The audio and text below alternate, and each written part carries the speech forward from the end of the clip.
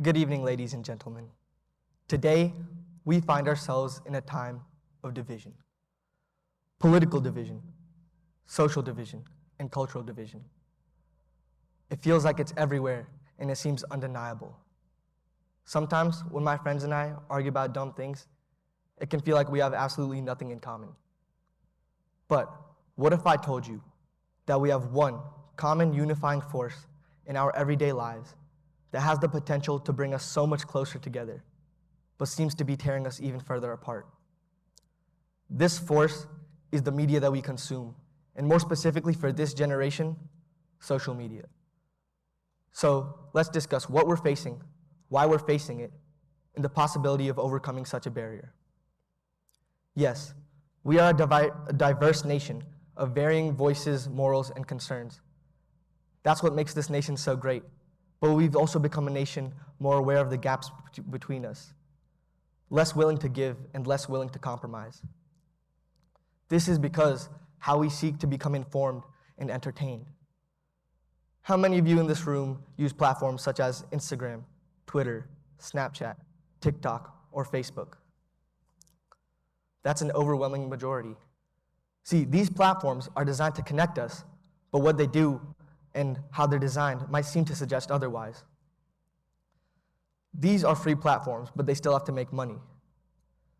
They make money by showing us ads, and the way they show us the most ads is by making us spend more time on their platforms.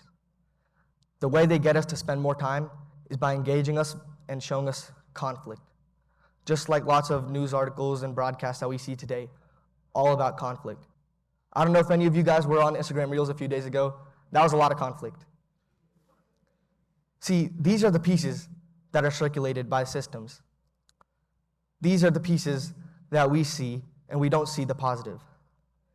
Thus, they become dependent on engagement and hyper-engagement of users.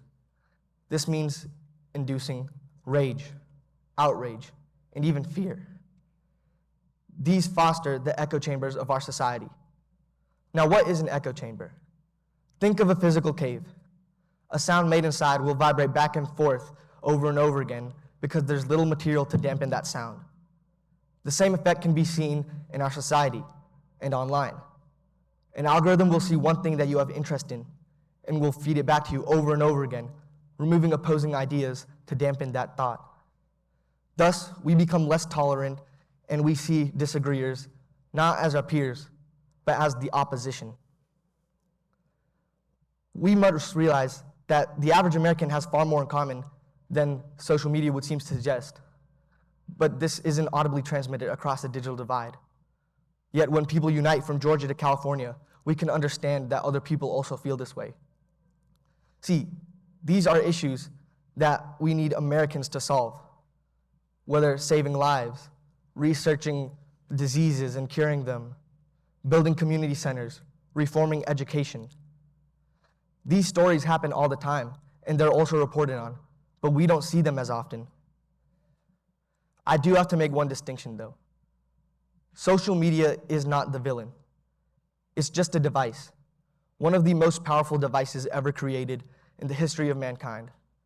It has connected families from continental divides, created rise to social justice movements, cultivated tools of the mind and expansions of learning that never would have been feasible otherwise. But we must acknowledge how it falsifies our existence. We need to realize that if we, the people, don't intervene, we will forever be at the mercy of social media and its extreme renderings. So now, what can we do? First, break down the echo chamber, online and in real life. Look for opposing viewpoints, not for a confrontation or battle, but for understanding and awareness, and to build tolerance to diverse ideas. Second, we must acknowledge the media bias that we see in our lives. We need to become media literate and teach ourselves and the next generation how to look for more informant sources, question where your information comes from, and look for more neutral topics. Third, we must interact in person, but we can't come to this with the social media mindset. That means don't try to be the loudest one in a room. Don't try to make sure that your voice gets heard and that your ideas get spread. The biggest part of communication is listening. Finally, remember what unites us all. What unites us is that we're all human. What unites us is that we're redeemable. What unites us is this nation, the United States of America. Remember those moments where we're not succumbing to the negative, because we are not America divided, my friends. It can be a perception, an illusion based on things that we control. America exists right here, in the streets and the neighborhoods, where people come together, like-minded and with varying thought, to celebrate accomplishments and make it through another day. America is the country that gave us all opportunity. So, next time you're in a social setting or around new people and think of pulling out your phone, pause long enough to listen to one another and consciously choose to come together instead of apart.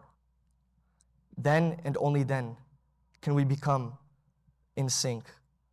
Then we can become the one unifying voice that has been here the entire time. Thank you.